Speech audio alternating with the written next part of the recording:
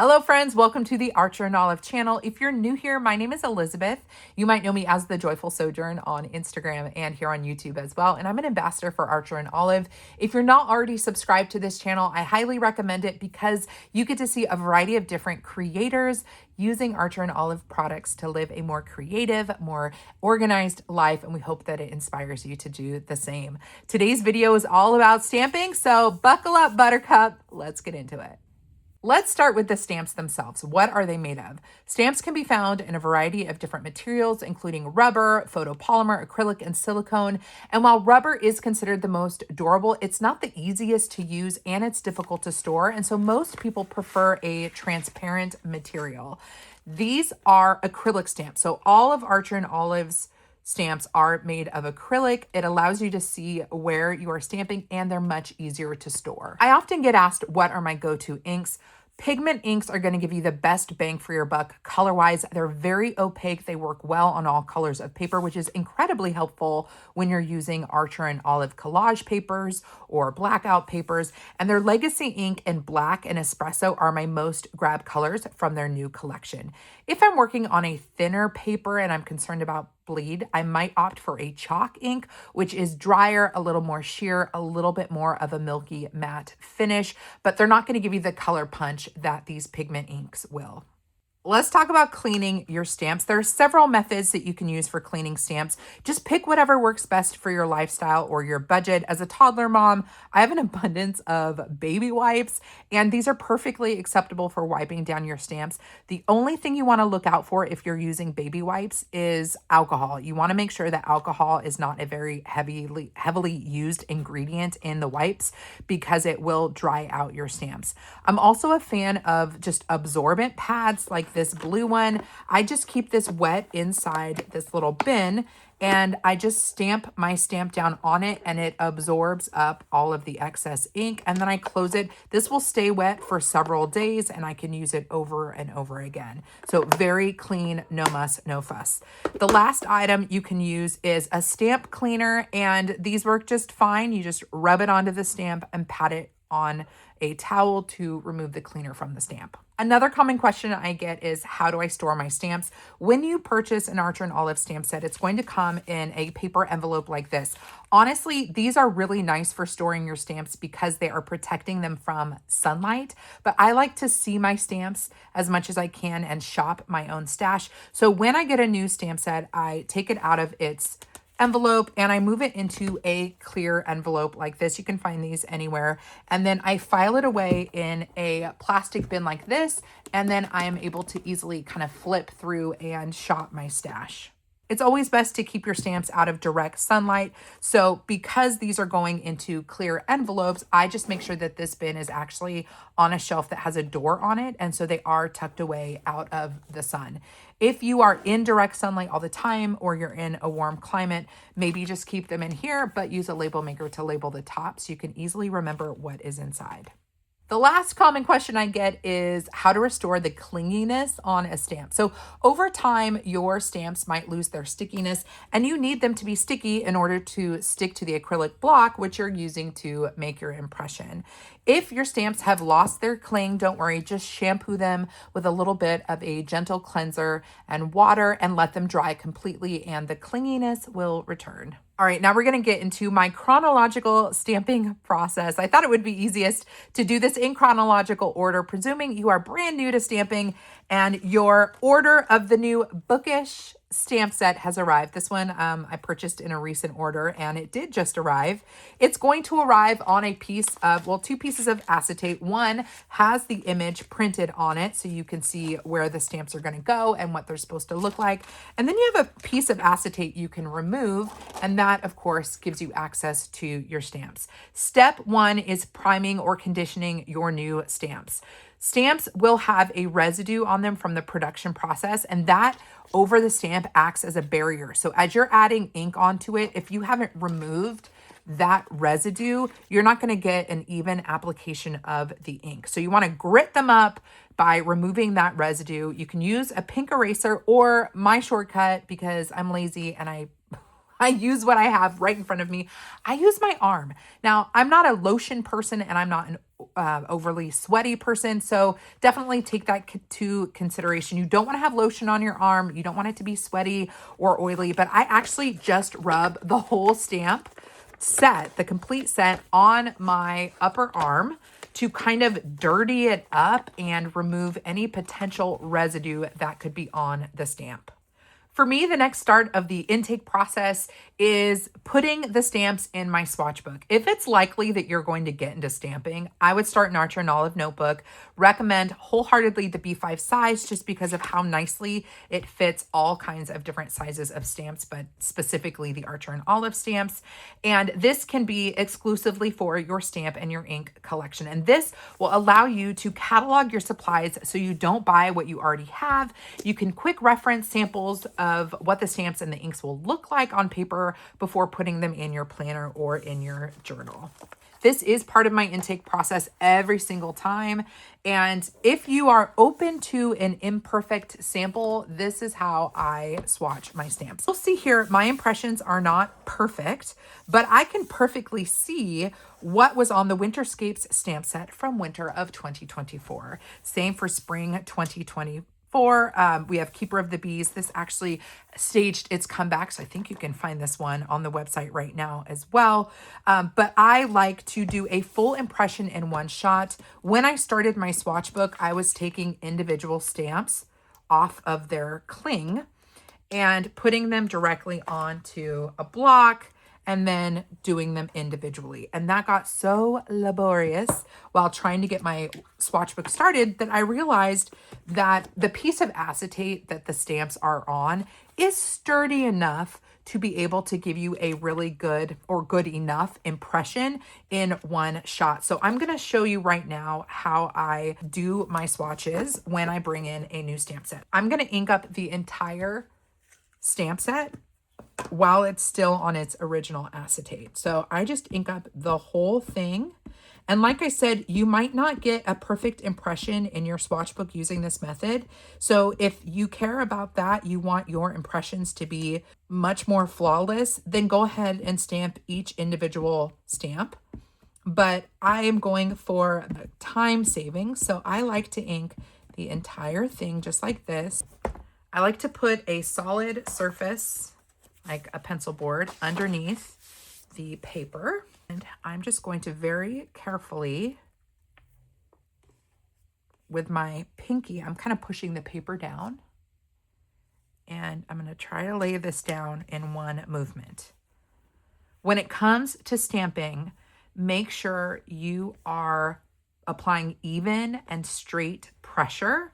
If you're able to stand up over your page, definitely do that. Don't rock from side to side your stamps, whether it's, in your swatching process or regular stamping. Don't rock them, because if you press and then you rock, you're going to get a doubling up around the images, around the sides of the image. So you just want to apply as even pressure as possible. I might get some doubling up here just because I'm not paying very close attention to every single stamp all at the same time. But this impression is going to be good enough for me to know what is on this stamp set. And then I just kind of slightly peel up like this. And just like that, this new stamp set that I've added to my collection has been swatched in the B5 notebook. So there you go. You guys just got to see the full kind of process for me in taking a new stamp set from the priming to the swatching. Now we've just used this whole stamp set. And so I'm going to take my absorbing pad. Normally I would dab the stamp on the acrylic block onto this pad, but I'm going to go ahead and actually just rub this on here and pat it.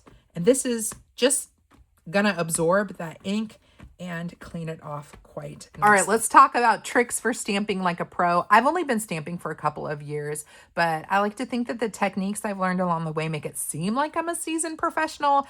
I'll just share a few of my tips here. If you have additional tips, hacks, tricks, please leave a comment down below so we can learn from each other. The first one is my painter's tape method. I use it all the time, and it's essentially using washi tape or sticky notes like painter's tape, blocking off areas where you don't want a stamping impression. It looks awesome when you're wanting the stamp image to appear in the foreground, or you want to keep something framed inside. I have two different examples of placement on this B5 undated planner. Monday through Wednesday, I actually covered up inside the line of the day all the way around so that as I was stamping, the impression was on the exposed paper and didn't go inside, which I had covered. On Thursday, Friday, and Sunday, I put the protection on the outside of the line so that the stamping impressions stay inside the line. Both ways are awesome. They just give you a different look. This example, I would put the sticky note just in the corner of the box like this. I'll go this way. So you're covering up where you don't want the stamp to go. I did the same thing up here. I love the way this looks. Again, you can use a sticky note like this to give you some nice straight edges inside the line.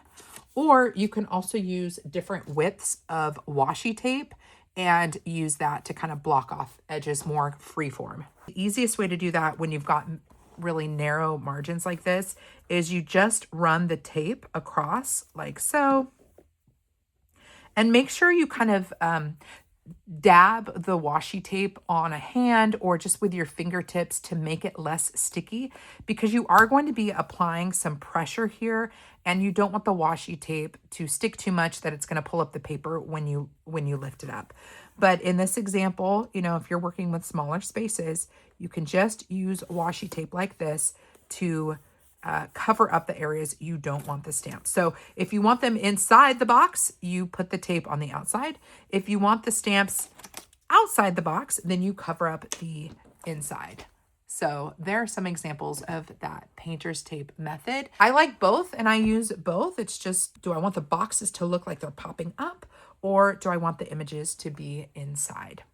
As you're looking at this, you might notice some imperfections. That's going to happen, and I hope that you will just be okay with it because it's going to happen. You might get some ink transferring. When you're lifting up your washi tape, you might touch the washi tape where there's ink on it, and that'll transfer to your fingers and it'll end up on the paper. It happens. But what's great about planning and journaling is that you turn the page and it's a new day and a new design. Let me show you how I fix imperfect stamping. Here you can see I missed a spot on this little mushroom. And so I'm just gonna right match my ink to the stamp. Now this is easy, right? Because I used black ink, but all I'm gonna do is take black and I'm going to fill in the stamp with black ink. Obviously, if I'm using purple ink, I'm gonna need to find a purple that looks very similar to it. But that's how I fix little misses like that. Same thing here. If maybe I've missed a little bit of grass, I might go in with a black pen and add some additional pieces of grass. One other thing I want to point out here, when you're working in a planner or a notebook that is bound and you're unable to take the pages off, is you really want to have a stable surface. So do what you can to stabilize your surface.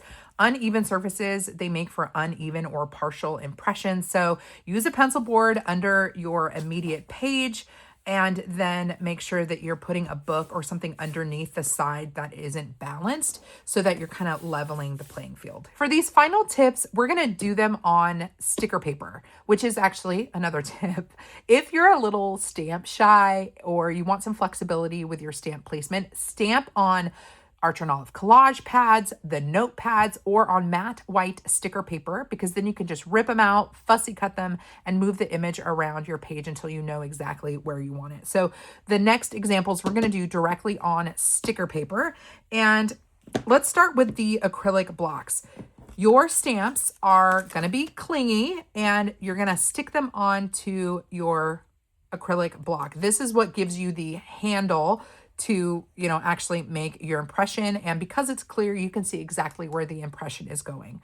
But very important is that your stamps are right fit to your acrylic block. So if I'm using this star stamp, for example, I'm not going to want to have it on this largest block because you're too detached from the image itself and you're going to be a little bit more challenged with getting it exactly where you want it.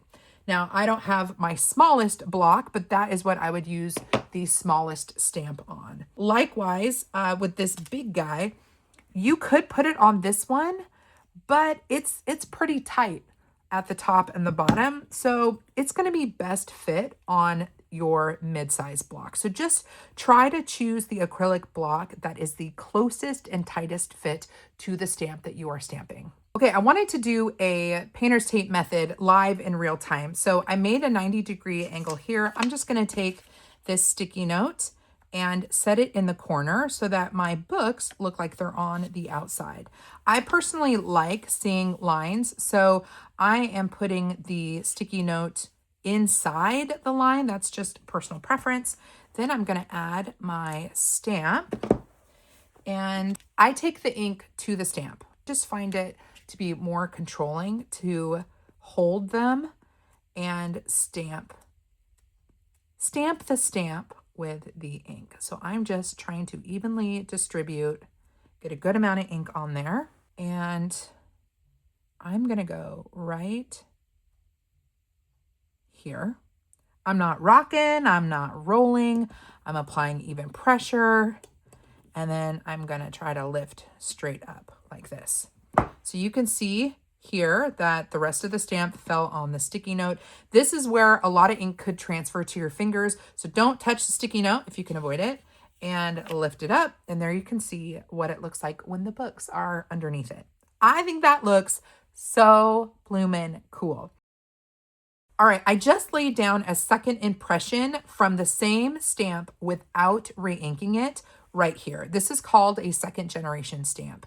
First generation, second generation. This is an excellent tip for achieving a slightly lighter or a different color from your ink pad. So if I didn't have a gray ink pad, but I wanted to use a more faded, like light gray color on my planner, I would do the first generation on a piece of scratch paper, and then I would lay down the second generation. This is such a cool way to get a different look, and all you did was just use the stamp twice. Another tip I have for you when it comes to achieving different colors is using your calligraph. So if you don't have the right ink pad color for your project, you can shop your calligraph stash and color directly on the stamps. They are water-based pens and they work just fine. So you can color this whole thing if you want to with one color, or if you wanted to play a little bit more, let's just play for a second.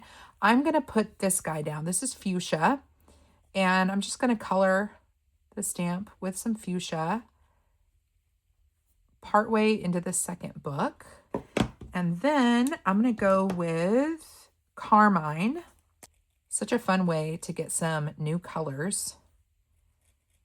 If you are just getting started and you don't have a massive ink collection, you don't really need one if you've got some good water-based pens here. Now I'm going to grab Lime Glow. I haven't tested these colors in advance, so we'll just see how they work. The darker colors are going to achieve this look the best, but we're going to take a gamble here with the lime. And I'm going to overlap a little bit with carmine.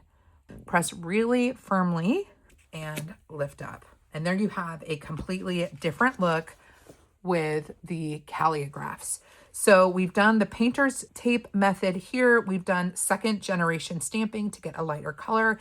And we have used calligraphs to create a little bit of a rainbow effect. These are some of my favorite ways to kind of hack our stamps and to get more use out of them. One last thing when it comes to the stamping, if you've used black ink and you've got these images, just remember if you have lined art, you can really customize these stamps by coloring them in.